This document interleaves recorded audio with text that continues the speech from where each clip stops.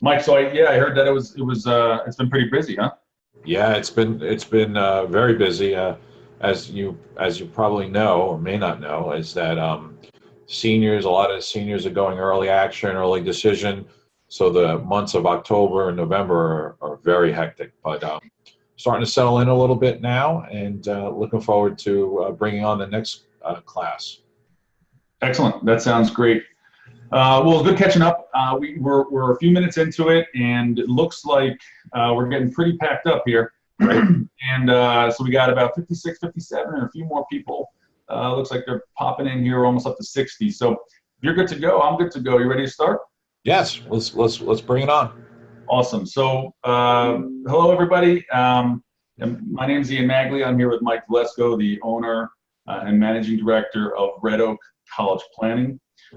We've been doing a few of these webinars now, and they've been really successful, really powerful to be able to get the information out that Mike is able to provide about how to pay for your child's college education as little out of pocket as possible. So Mike's just going to go through a bunch of really great information, and then there's going to be an opportunity to get some more information afterwards, set up a free consultation with him, and a bunch more as well. So first and foremost, thank you, Mike, and glad we're able to do this again and do another webinar. Thank you, Ian. I'm really excited to speak today, and hope to help some folks in their journey towards paying for college with the least amount of out-of-pocket money. Excellent. That sounds great. So first thing I want to do, as we still have a few people strolling in, is really just we love to get an idea of where everybody's from. So Mike focuses on a pretty good sized area, but certainly staying in the in the kind of more localized area, right, Mike, to start with. And so let's kind of see. If you guys don't mind taking a second, punching in your name. Don't need last names or anything like that, and just where you're from, what town or what area.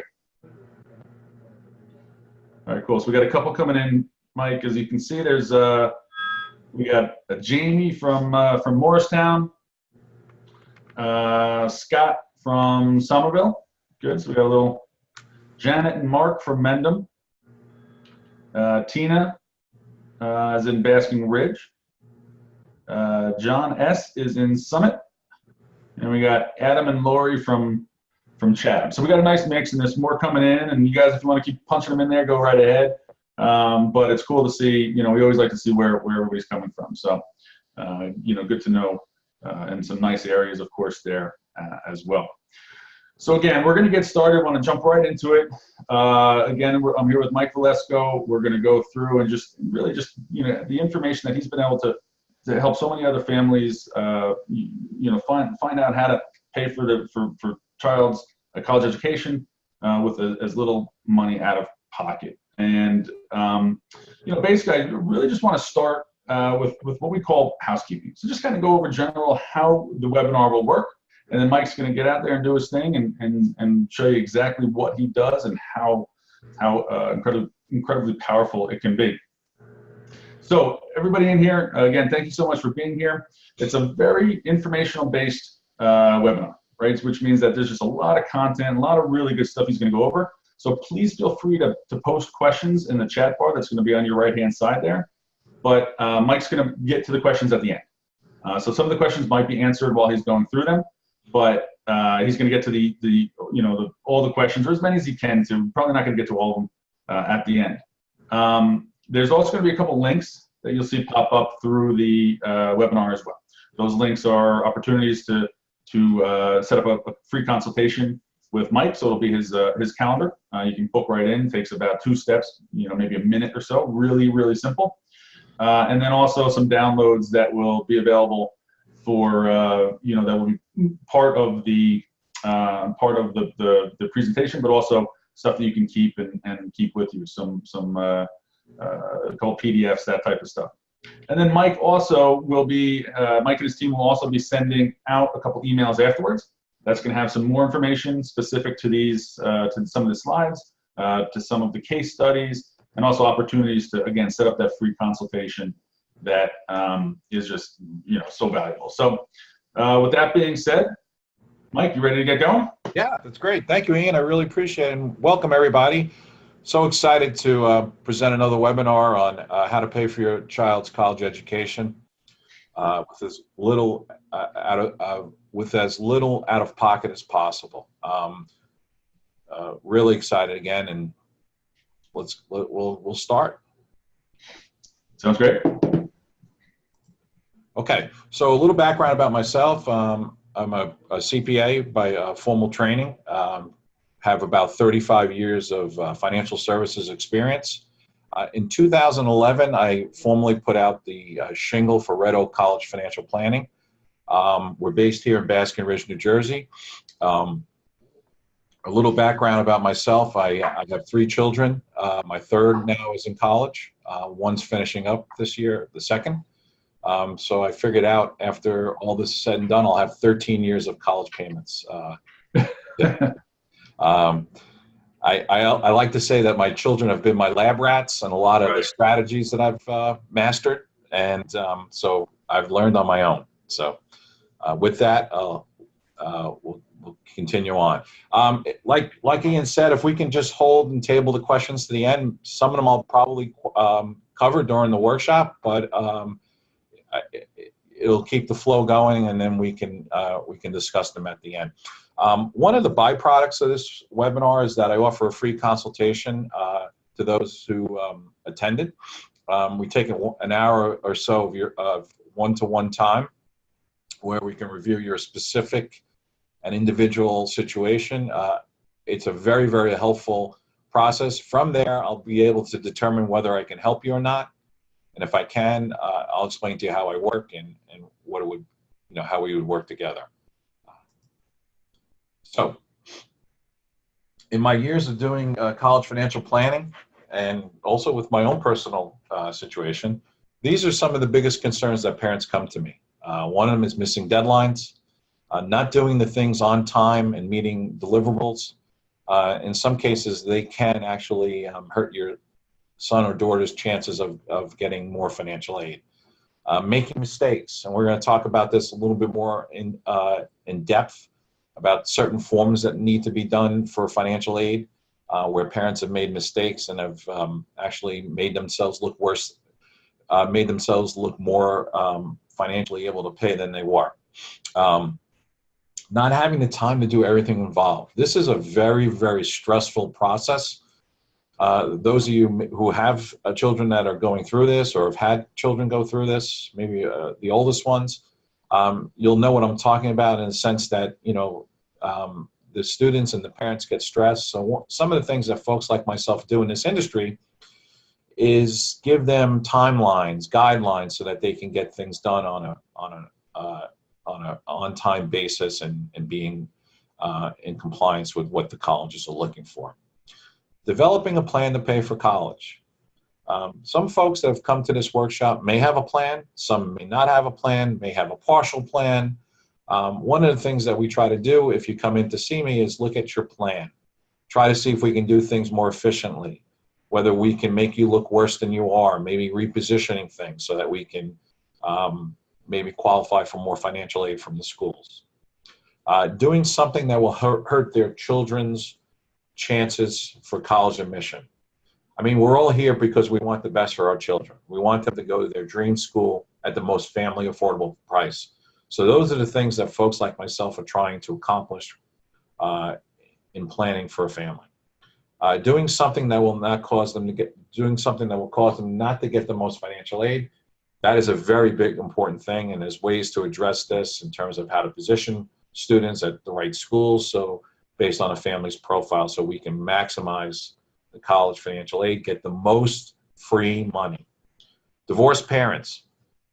We're going to talk a little bit about that. This has become a very big part of my practice, and those folks that are in this industry. There are a lot of mistakes that are made in divorce. So, these are the things that we want to try to do and avoid, and, make sure that collectively that divorced families paying the least that they can. College costs are skyrocketing. Right now in New Jersey, a public institution like Rutgers is about, all said and done, all in, about $120,000 plus. Private schools are in the $75,000 range, and that's just for one child. When you have multiple children, you multiply that by the number of kids you have. They may be stacked together in terms of being in college at the same time. This is big, big business. I like to say that colleges should not have at the end of their email .edu. It should be .com. This is a very, very big industry. Costs are going up 7 to 8%. And when you're going up 7 to 8% on 75,000, these are real big numbers. So what I like to say is we try to beat the colleges at their own game and try to maximize the amount of free money we can get from them. Understand, though, that this is big business.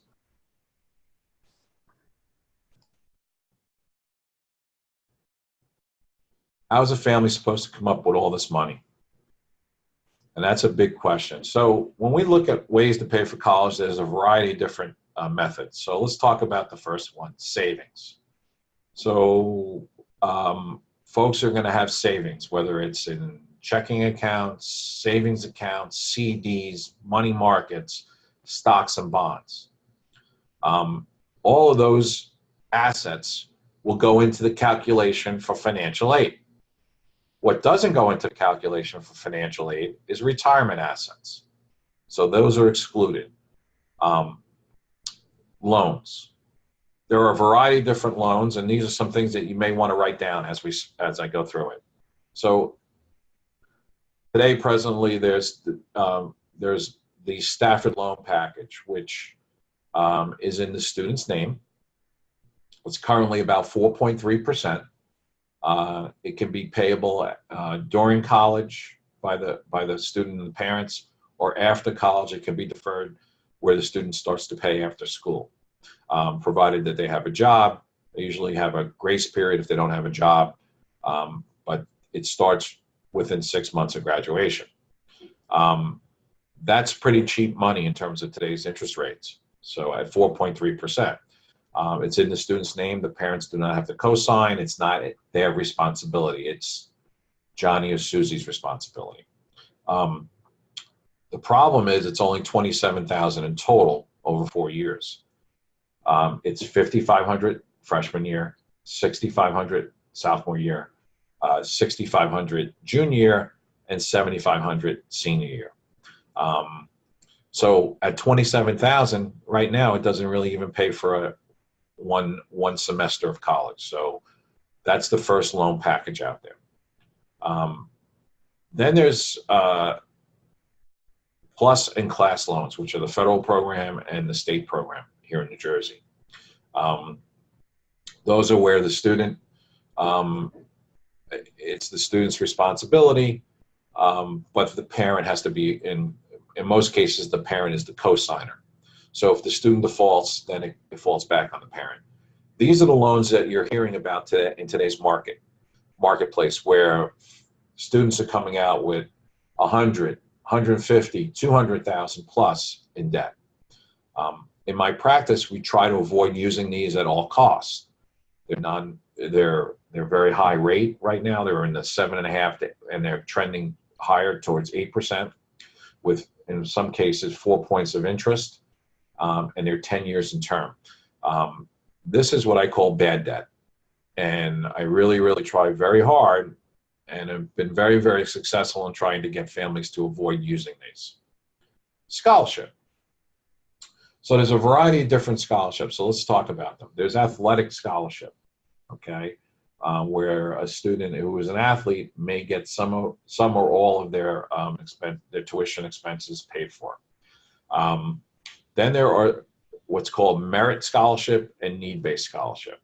Merit scholarship is determined on the student's placement in terms of the acceptance class, the incoming freshman class at that college. So if the student generally is in the top 10 to 20% of that school, and that school does give out merit, they may get some type of merit award. The great thing about that, it's free money. The bad thing about that is the student has to perform. And if the student doesn't perform, you can actually lose those merit monies. Usually it's a 2.5 or a 3.0 GPA to keep that merit money. Then there's need-based monies. So some schools will actually meet need. And if the family has a need, some schools will meet a percentage of that need. It could be up to 100%, with a certain significant part of that being free money, or what we call scholarship or endowment money. Some of it could be 50%. We're going to get into that deeper as we go, and we'll talk about need versus merit and some of the strategies. Loans.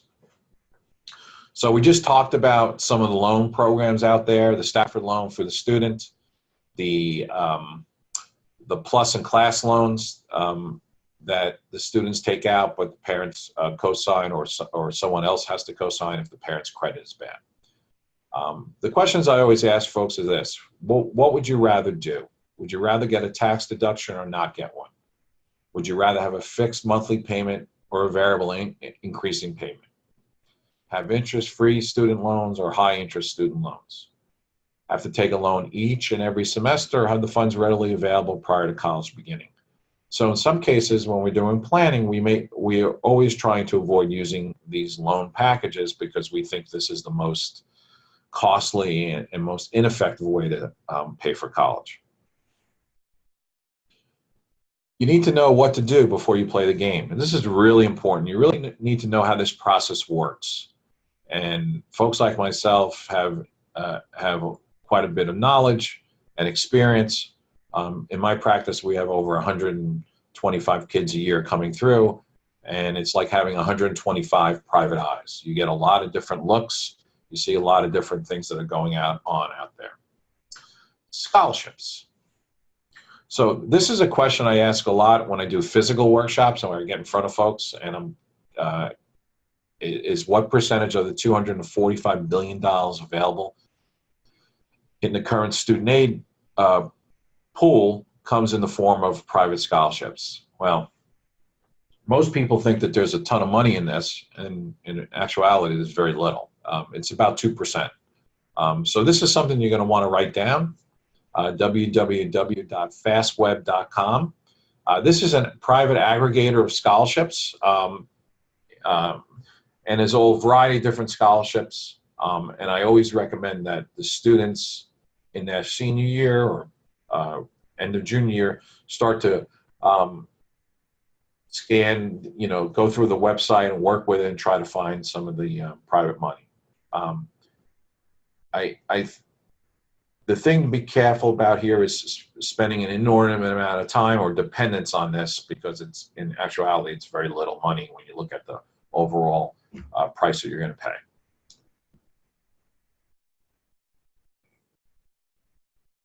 The truth about financial aid. How do they determine if my family's eligible? And these are some of the things that I've come to realize in running my practice over these last 8 years, the myth versus reality. And when I do workshops, like I said, I have folks who come to them who may make too much money. And yes, they may not qualify for need-based aid. And some of them will say, well, I didn't do the forms, or I didn't go through the process because I just know I'm not going to get something. However, that's not necessarily true. For instance, in some cases, their students may be good students and they may qualify for merit aid, or they may have multiple children going to school at the same time, and that changes the dynamics of their affordability as a family unit. So these are things that you need to realize, is that it's important to look at this no matter where you fit on this spectrum, whether you have full need or no need. My child is not a great student. As I mentioned, there's a place for everyone in terms of student. In many cases, we've been able to leverage what some may consider not great students and actually have them participate in merit aid pools if they maybe apply to schools that they may be near the top of that pool. I own a home. The home in some instances may be held against you in terms of your affordability for school, so or in terms of your financial aid calculation. We're going to look at the calculations down the road in a couple slides down, and I'll talk about how home equity comes into play for private schools. It's a quick and simple process, and that is a very funny comment, because it's not. The FAFSA right now is in the 300s in questions. The CSS profile is over 600 questions. Those are the two primary forms, the FAFSA for public schools and all schools actually, and the CSS for most of the private schools. There's also additional questions that the private schools may ask. This is a very invasive process. The private schools in some cases may ask things like what kind of cars you drive, things like that. College aid officers will help. I'd like to say that's like taking your tax return to the IRS and asking them to proofread it for you. They're not there to help you. They're there for the institution's point of view. So we talked about private scholarship before. This is that $245 billion student aid pool. That's where mostly all the money is. That's the endowment money and the free money from the colleges, and also some of the grant programs out there. The $69 billion student parent share, that's the amount of money that folks are actually paying out of pocket. As you can see, it's very important to realize that most of the free money is at the college level in the endowments. The $64,000 question: how does my family get their fair share of aid? So this is a very, very important building block for the financial aid calculation. And this is really, really important. So cost of attendance, that's the all-in number, including tuition, room and board, lab fees, computer fees, things like that, minus my expected family contribution, or what we call EFC. And I'm going to say that, I'm going to use that a lot as we go through the rest of this workshop, equals family need. Family need is how much aid the family is eligible on the needs spectrum. So let's give an example here. Let's say the cost of attendance of the college was $60,000. And let's say your EFC was $30,000, your expected family contribution, or what some may say is what the colleges and the government deem to be your fair share. Let's say it's $30,000. 60 minus 30 equals $30,000 of family need.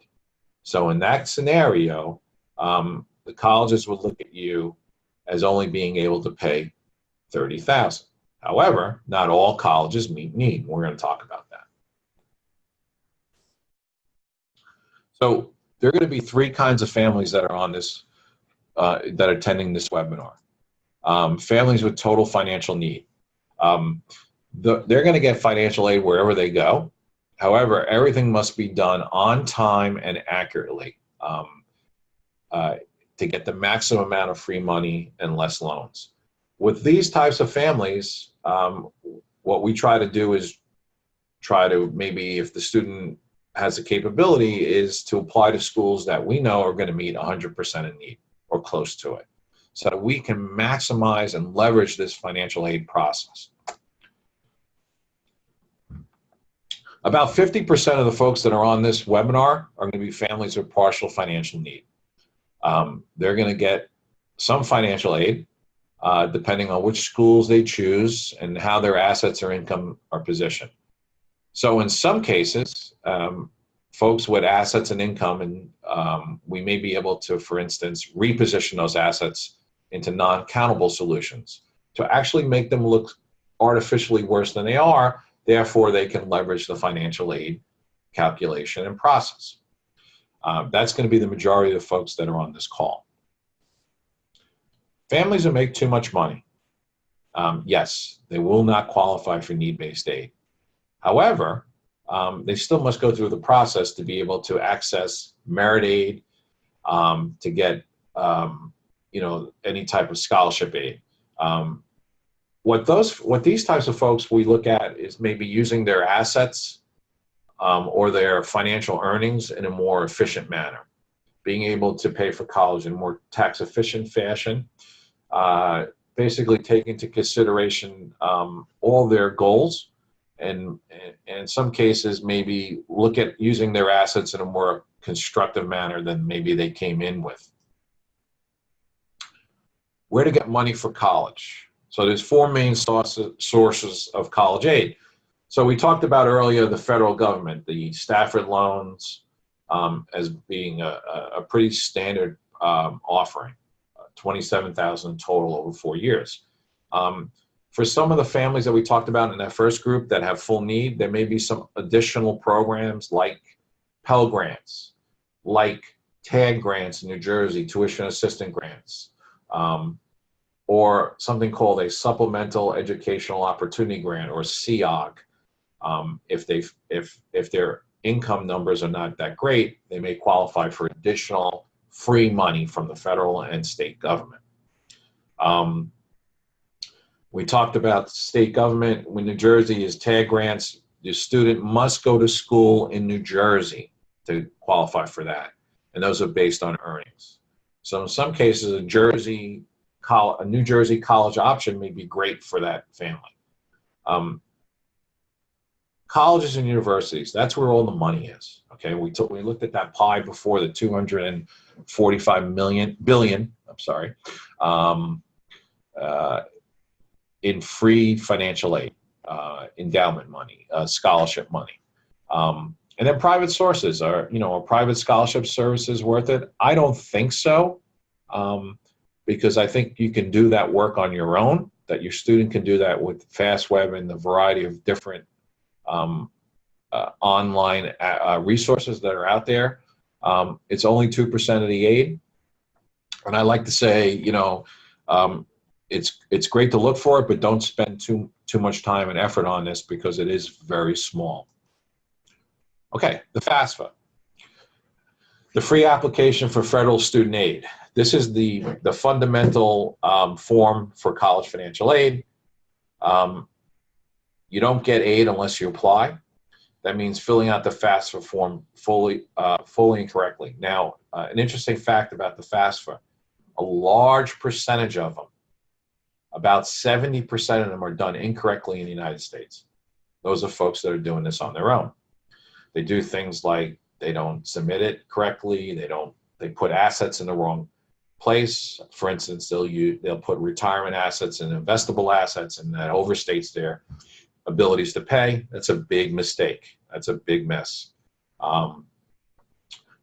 Most financial aid is on a first come, first served basis. Sometimes if you're late on the FAFSA or fill the FAFSA out 6 months after, some of the aid at certain schools has been given out already. If you make mistakes, your FAFSA was pushed back 6, 7, 8 weeks. And resulting in lost financial aid. So you really want to be on top of this. If you do it on your own, please make sure you get it done on time and correctly. One interesting thing about the FAFSA now, 2 years ago, there was a change in when you could actually do the FAFSA. In the old days, it used to be January 1st of the student's senior year. Now it's October 1st. Well, what does that mean? Well, that means very simply this. If your student is looking to go early action, early decision, most cases the colleges will have a deadline of November 1st or November 15th. That means October 1st to November 1st is your window. That window is small. So just to give you a scope of this past October, and what I was talking about earlier when we were warming up on the call, was we did over 150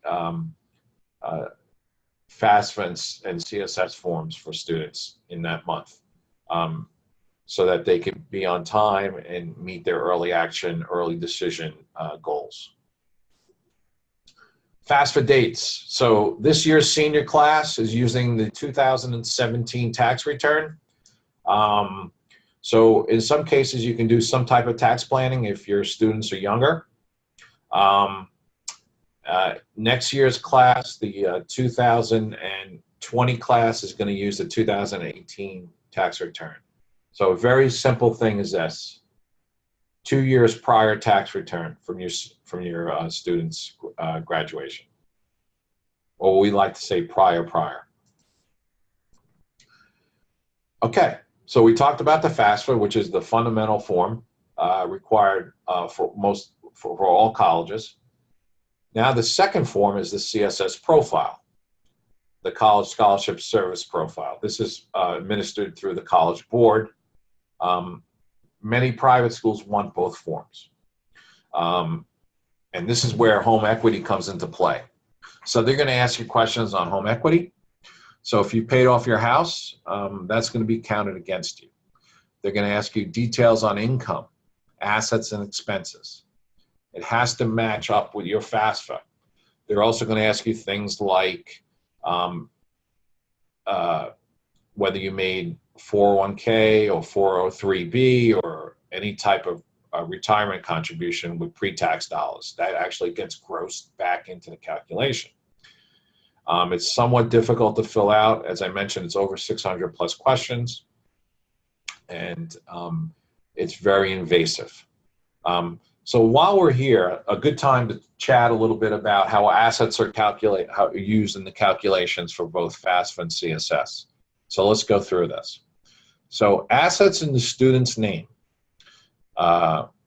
cash, savings, stocks in their names, Uniform Trust to Minors Act, or what we call UTMA accounts, or Uniform Gift to Minors Act, UGMA accounts, are 20% assets. So an example, if there's 10,000 in that student's name, 2,000 of that 10,000 goes into the calculation for FAFSA and CSS. Okay, parents, assets in parents' names, cash, savings, stocks and bonds, 529 plans count as parent assets. Any type of assets that are in non-retirement accounts, second homes that are titled in their names, those are assets, or rental real estate. Those are assets that are counted as a parental asset. What does that mean? That means that that asset counts at a ratio of 5.67%. So let's go back to that example before. $10,000 in a parental account. That means $567 goes into the CSS in the FAFSA form as an asset. So you can see there's a significant penalty for having assets in children's names, over 14.5% roughly negative impact to you. So that's something to keep in mind in your planning. Institutional forms. Some schools will make you fill out their own forms. Some schools will actually ask supplemental questions additionally on the CSS form. So I'll share a little story. I recently had a family, we just did the CSS about a month ago, and the student's a very, very good student and was targeting a lot of high-end private schools. Our CSS additional or supplemental questions was over 350 supplemental questions. It was massive. So there's a lot of invasive questions that the colleges will ask, and they can do it because they're private. The form has to be 100% consistent with the other forms, the FAFSA and the CSS, and it has similar questions. So a little background. My oldest daughter, Haley, went to Cornell. Cornell had you fill out the FAFSA, the CSS form, and the institutional form. My son Mike went to Wesleyan. Wesleyan was the FAFSA and the CSS form, no institutional form. So they're all different in terms of requirements. Additional forms on the CSS. So we talked about the variety of different questions. There's also a business supplement part. So if you own any type of businesses, you have to answer questions on that. LLCs, C Corps, S Corps, etc. There's also a divorce separated agreement on the CSS. So a point of clarification, in a case of divorce, the custodial parent fills out the FAFSA. The non-custodial parent does not disclose information on the FAFSA. However, in the case of a divorce, the custodial parent fills out the CSS, and then some of the schools may require the non-custodial parent to fill out their own CSS form, kind of a separate silo. So it's very important to be aware of that. I put this slide in because, over the years, as families come back and we work with, and including my own situation with my children, is when you drop your child off at college, you have lost all your parental rights if they're 18. So it's very, very important that before you leave that school, and this is maybe the best piece of advice I give to anyone today, that you need to protect yourself and your investment in your child. So things like, for instance, having all of these documents in place before you leave so that you're able to talk on behalf of your student, ask questions on behalf of your student, negotiate on behalf of your student.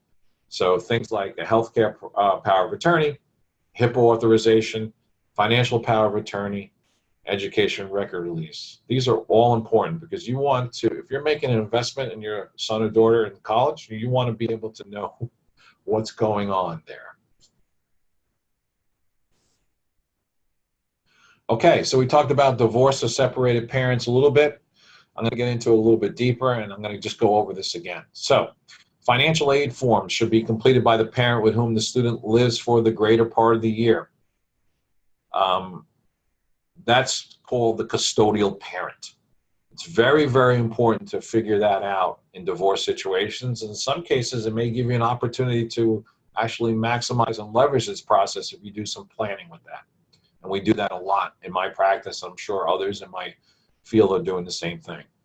If the parent with whom the child resides is remarried, okay, so that means if the custodial parent is remarried, you must include the income and assets of the step parent as if he or she was the biological parent. This is very, very important, and in some cases has actually made situations where a family could have leveraged the financial aid process. They actually now have been disadvantaged, even though that new step parent has no intentions of helping with college. What I like to say is if you're thinking about divorce, now's your time. Private colleges and universities can ask to see the income and asset information of the other divorced parent when awarding their own funds. However, this information will not affect the federally based funds. So what does this mean? This means very simply, the non-custodial parent does not go on the FAFSA form, okay? The non-custodial parent may go on the CSS form and may have to fill out their own CSS form alongside the custodial parent. Not all colleges are created equal. So we talked about earlier about need and the calculation. And this is really where a lot of the research that we do and others in my field do makes a huge advantage for families. Some schools meet 100% of need. Others only meet 30 or 50%. What percentage of gift aid does the college give? So if the college meets 100% of need, you're trying to find the schools that are giving 90, 95, 85, 88% free need, free money. That's the scholarship and endowment money. That's not, you don't have to pay that back. That's free money. That's what you want to do. You want to leverage this situation if you're in those scenarios. This is something that's going to be an eye-opener for some today. Some expensive private colleges may be cheaper than state schools. And we're going to look at an example of a client that I had. You must know these statistics before applying. It's very, very important you know the rules of the game. Okay, so this is a very interesting case. It's a family in that first group we talked about, full need, very good student. Was able to be accepted into Princeton, was accepted into the honors program at Rutgers, but did not receive merit aid at Rutgers. There's not a lot of it. So here's the example. So the cost of Princeton was 66.5. You subtract out that 8,000, you get a need of 58.7. Princeton meets 100% of need, and they meet it in a gift aid number of 90%. What does that mean? So that means 90% of that 58.7 or 52,830, which if you look down, total gift, is free financial aid. Then there's a self-help part of 8%, which is about 13,670. So you add that to the 8,000, you get an out-of-pocket number of 21,670. So that student is responsible for that year of 21,670 at Princeton. We look over on the Rutgers side, and the cost is 32,400. The need is 24,400. We subtract the 8,000. Rutgers only meets 55% need. So they met 13,420. So there's about 11,000 or 10,980 short. Okay. So if we go down and we look at it, the EFC of 8 plus the unmet need of the 10,980 equals total expected family contribution of 18,980. There's some gift money, that's free, 6710. And then there's another 6710 that's responsibility of the student. Total out of pocket, 25,690. Here's a classic case of an expensive private school, which is double the public school being less to this family because of their situation. So it's extremely important to know where you fit. And that's one of the benefits when you go in, if you come in to see me for a free consultation, we can actually look at this and devise a plan and strategy to maximize your positioning.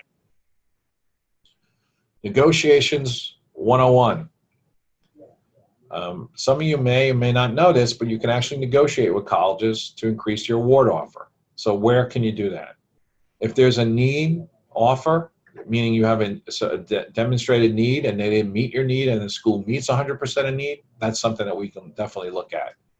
If your situation has changed, you've had extraordinary circumstances, now you have a second child or third child in school together, we can look at also those types of things. Folks like myself do appeals on that. We also can get schools to compete with other schools. So an example being, if your student's a good student and we address, maybe we target schools that we know that that student's going to get a lot of merit, and that's important to you as a family to maybe do this in a more efficient manner in terms of affordability. We can actually make schools compete and actually raise their offer. And we're going to look at one of those right now. Ian, is that up on the right-hand side? Yeah, everything's going to be right on the right-hand side. You see it pop up right there, and everybody can download it. And this will also be emailed out to everybody as well afterwards to go through it more in depth. So, but Mike, you can just go ahead and talk through it. Sure, I'll talk about it. So this was a student that came through the process the previous year, because right now we're still, accumulating offers, and we're starting that appeal process in January. So the way it works is that senior year, you apply to a bunch of schools, you get a whole bunch of yes answers, hopefully, and you get these financial awards in terms of from the schools. It's called a Scholarship Award Report, or a SAR is the terminology. So this student, very, very good student, very talented student, had a variety of different offers. The lowest offer was $9,000 from Parsons New School. The highest offer was from Philadelphia University Arts at $23,000. So this student is an aspiring fashion designer. He wants to be the next Calvin Klein, he's told me.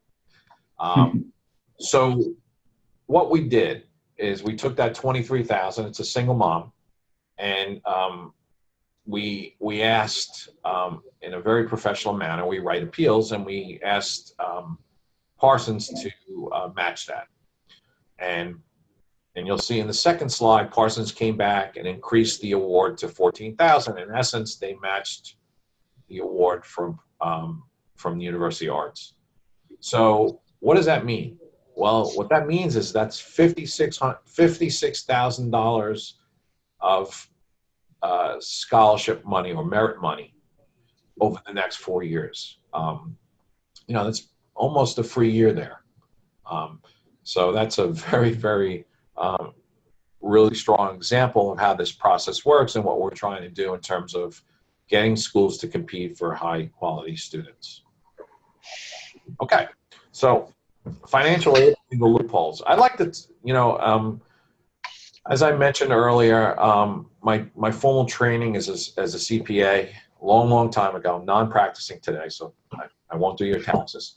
But I really understand and know my way around tax returns and things like that.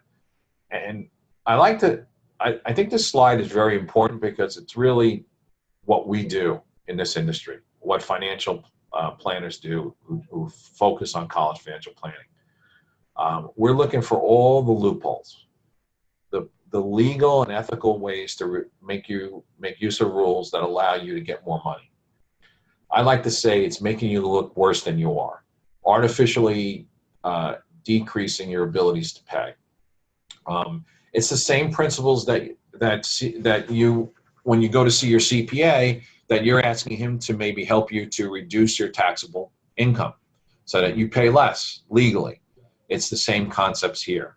What we're trying to do is, by knowing the rules and knowing how to position families and how to use assets more effectively, or repositioning assets to make families look worse than they are, is to increase their ability to access financial aid. 529 plans. So a lot of the folks that are on this webinar are going to have 529 plans. This became kind of the account du jour in the early 2000s. And there's a lot of good things about them. So let me talk about that.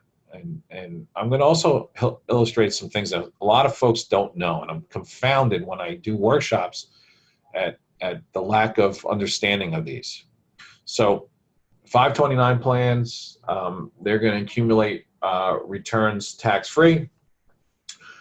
Distributions have to be qualified, meaning that they have to be for college in terms of tuition, room and board, etc.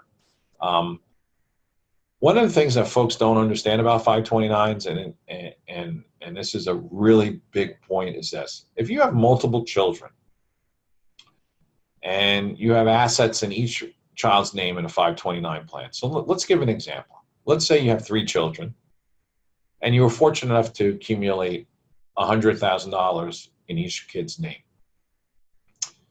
And child number 1, let's call him Johnny, is approaching college and he's got to do the forms. Well, as a parental asset, you have to recognize $300,000 for Johnny. These accounts are aggregated, all right? So in essence, all the monies that are in this 529 pool, whether it's for Johnny or Susie or Tyler, count against Johnny for the first year. And then when Susie comes around, so that's counting against Susie too, that whole $300,000 if you didn't use it yet. So I want to really clarify that. That's a really important thing. The other thing I'd like to say is this. I'd like to give an example. In 2008, the equity markets were down 38% on the S&P 500. Now, I had children approaching college, and before I learned a lot of the newer techniques and things that I use now, I was invested in 529 plans.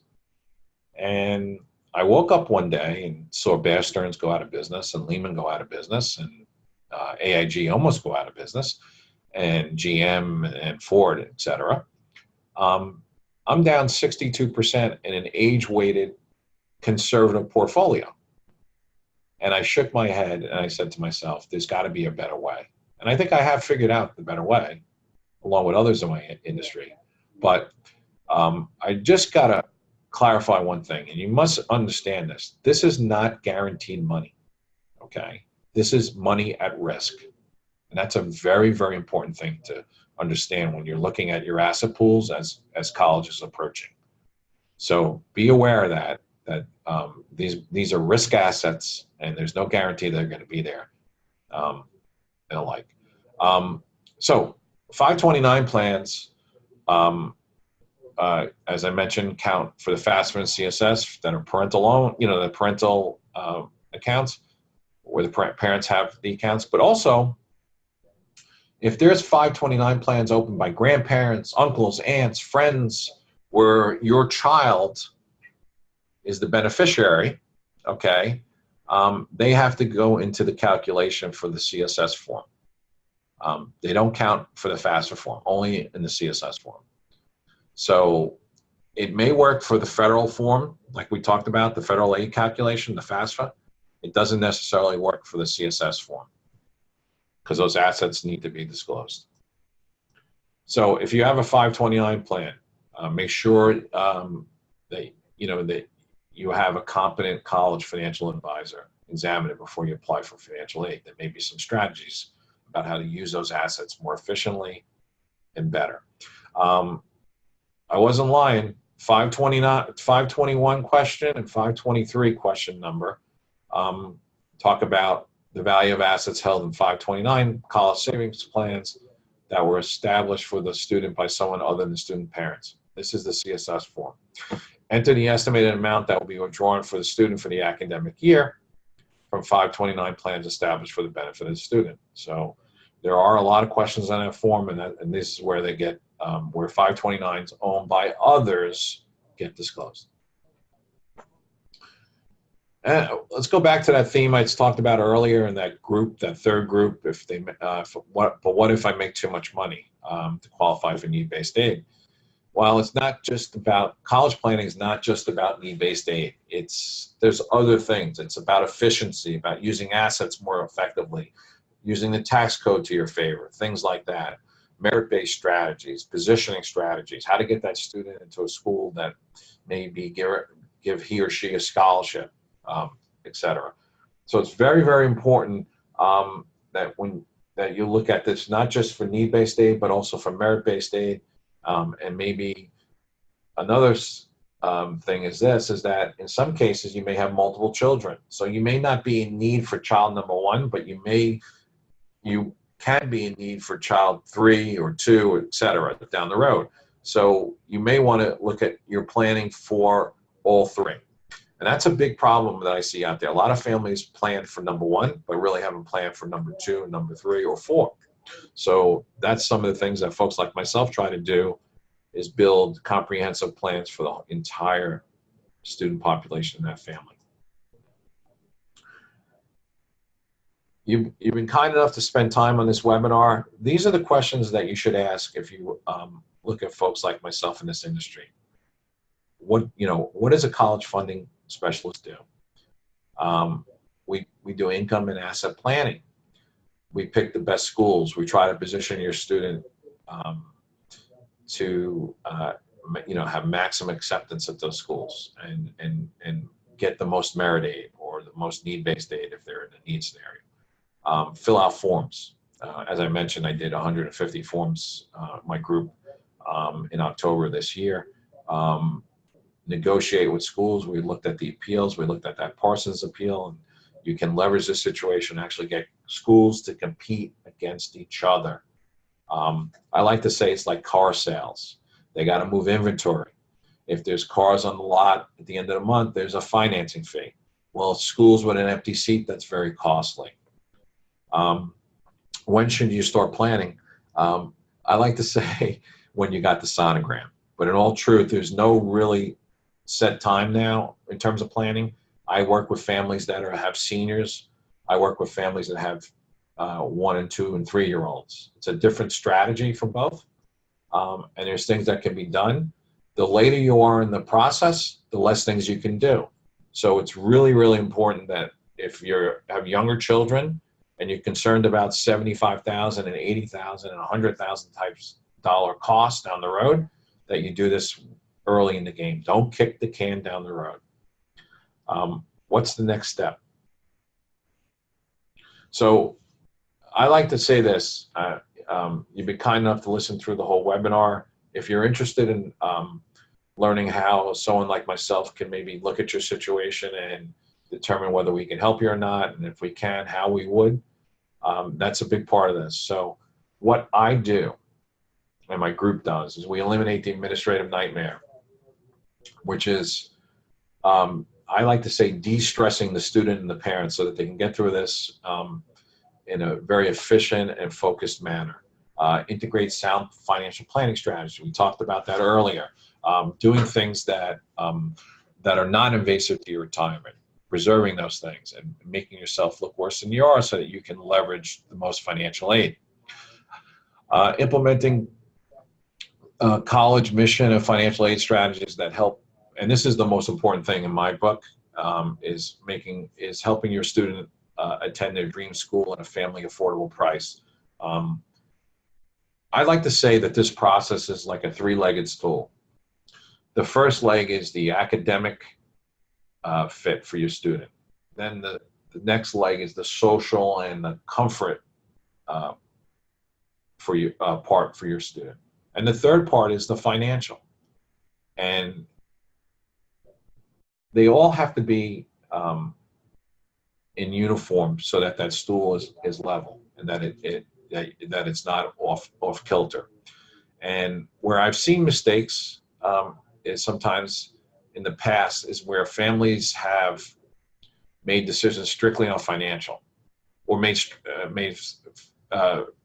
decisions where the academic or social part played more of a role. It really has to be all together. It has to be all three parts have to be, and if you do that, I think you'll have success in this process. So the guarantee that I make to folks is this: if you're looking for someone who can do income and asset planning recommendations to reduce your expected family contribution, to reduce your fair share as much as possible, that's a big part of what we do. Helping your student pick schools that give the best financial aid packages and provide that academic fit, absolutely. Helping fill out the financial forms, that's a big part of what we do here. And we do that throughout the process. As some of you may or may not know, it's a dynamic process. So every year you have to do a FAFSA and a CSS form if that's required. So, you continuously have to do these forms. Student positioning tools. This is something that sometimes I don't emphasize enough, but this is something that I think we do a really good job here, is helping students get into their dream school.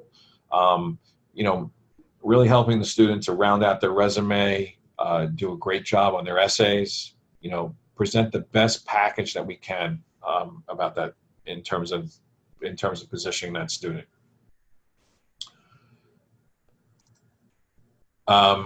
Negotiate on behalf of the student and the family. We talked about that, the appeals, and we looked at a plan, an actual live appeal. Create a personalized plan to pay your family's out-of-pocket expenses in the most cost and tax-efficient way. What we're really trying to do is be non-invasive at all to your retirement assets, be able to, put together something that you can afford as a family so you pay the least amount of money. And as I mentioned, there's a free consultation offer that's on the table. And for those who act on that, that's normally a $250 fee. We waive that, and you can come in and get basically a free look. A look at how the colleges would look at you today, and whether there's opportunities to reposition things so that you look worse than you are, so that you can actually get more financial aid. The question I always ask people, wouldn't you like to know where you are, so that maybe you can do things that when time comes, that you can pay less?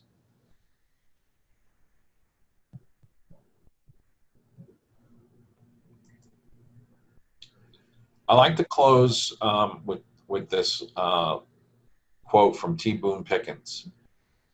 "A fool with a plan is better than a genius with none."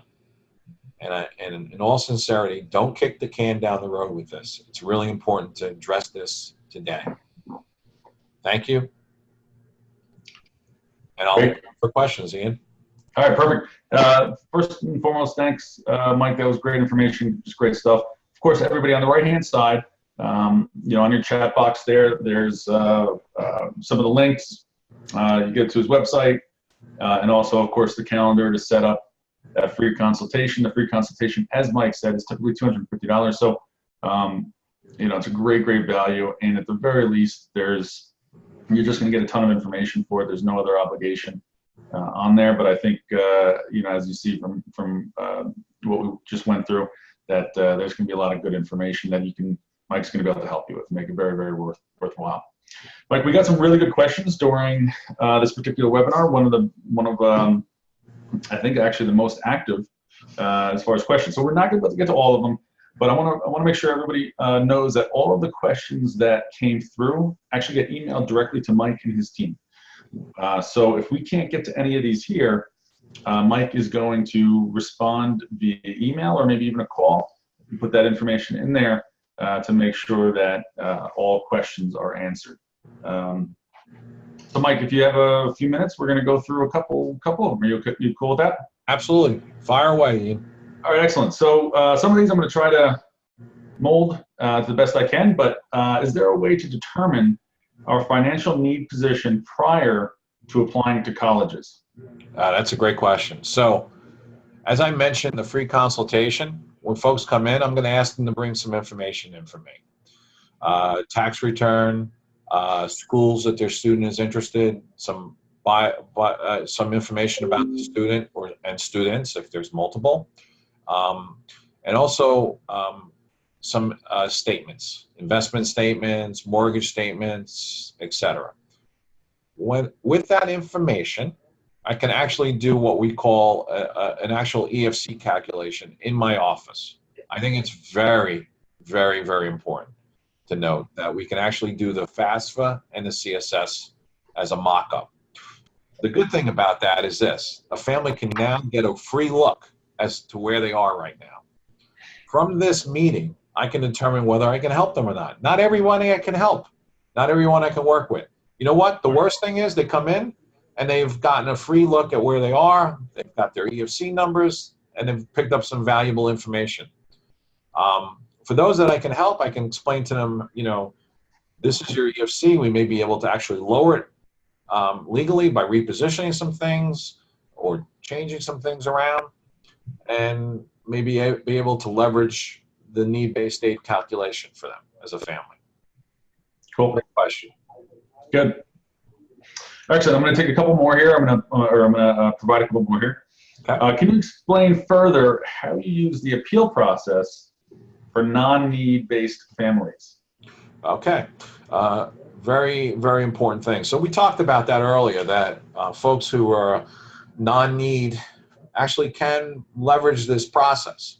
And one of the ways is if their students are good students and they apply to merit-based schools. So as we saw with that Parsons example, that was a student that had multiple offers from multiple schools. And of course, the offer that he wanted, which was the best school for what he wanted to do, was the lowest financial offer. Okay. So what we did was we took his 2 or 3 highest offers, and they were significantly higher, and we asked the school with the low offer to match that.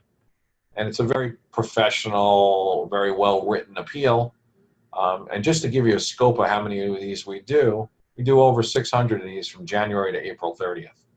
So that on May 1st, that student can before May 1st, send in their acceptance deposit and wear that t-shirt or that sweatshirt in school. It's very important, okay? But more importantly, we're able, in a lot of cases, to get schools to compete against each other and actually raise those merit awards. More money, more free money to the family. Cool. Excellent. What types of strategies do you use to help students get accepted to their dream school? That's a good question. So that's a very so let me talk about that. So obviously the goal for folks like myself in this industry is to get families in earlier than later. So but let's kind of address that. So this is for the students that are 8th graders, freshmen, sophomores, juniors, all right? Not really for seniors that come to me senior year, because there's really not much we can do in terms of building their resume. Okay, but we can apply to schools for those seniors that they may not have thought about, that may give them an opportunity to leverage and get better positioning in terms of financial aid. But for that younger group of students, we work on things like building their resume, taking harder courses. Rigor is very important. Building up their GPA, getting the students to work harder in school. One of the things that a lot of parents like about what I do is that I actually have the kids come in and we talk about that mom and dad have made an investment in me. But that investment is only as good as you make it. Meaning that if they do their job in school and they work hard and they join clubs and they become a leader and they play sports and they become captains and things like that, and they do impactful projects in the charity and volunteer world, and they present a better package about themselves that maybe they would have not have done if they didn't come see me, that's a good thing. What that does is it puts them in a better light, and maybe they're able to get to some schools that, for instance, they may not have gotten into, but may now be able to leverage financial aid from those schools. Great. I'm going to do one more. Sure. And then I think that should be good for today. And again, we're going to send out some information after this. You actually get a chance to watch this replay and a replay of this webinar and a follow-up email as well. But most importantly, again, definitely take advantage of that offer from Mike. That I don't know how long he's going to be doing that for, but it's the free consultation, and you're just going to get a ton of information. So the last one, Mike, how do you plan for multiple children that are in or going to be in college at the same time?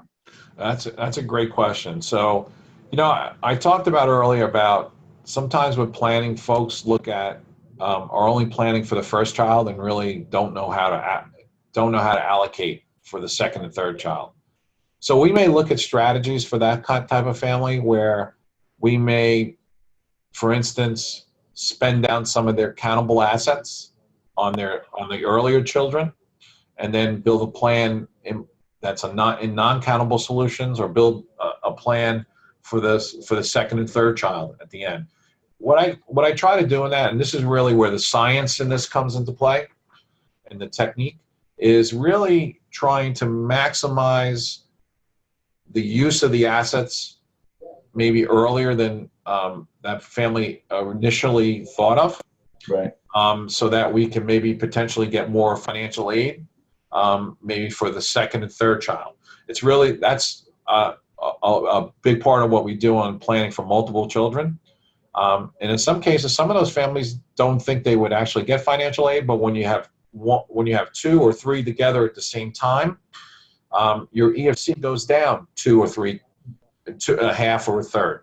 So in that case, they may actually be in a need-based scenario when they have the third one in, and that's when you can leverage the situation. So it's a great question. It's one of the really fun things that we get to do here, and kind of where we put our thinking caps on and really work on trying to maximize the use of assets, try to minimize the amount of out-of-pocket money for that family. Excellent. Well, I think that's probably good. There's a few other questions, and like I said, Mike, you'll be able to get to all of them, right, and your team in email. And then again, just thank you so much. Thank you guys for showing up. You're a really great group here today. I think it was one of the biggest, if not the biggest, that we've had so far. Mike, you just presented a great, just great stuff again, and hopefully an opportunity to speak to everybody a little bit further. Anything from you to finish up? No, I just want to say, like I said, just take the time to look at this now. Don't procrastinate. Don't kick the can down the road. This is really, really important to address this. And sometimes, the worst thing you have to do in life is maybe sometimes if it's easier to do when you address it head on. I just want to thank everybody for coming. It was great to present. I think this is a great way to get the word out and talk about this process in a general nature. And like I said, the free consultation is really important for families, because that's where we can really determine whether we can help you or not. You'll still get an idea of where you are today, and that's important. If we can't, And if we can, we'll explain to you how we can, and hopefully you become a client of ours. Ian, I want to thank you for moderating this. It was great. Absolutely. I really enjoyed presenting today, and I wish everybody a happy and healthy upcoming holiday season, and best of health to their families. Thank you. Great. Thank you so much, Mike. Thank you, everybody. So long.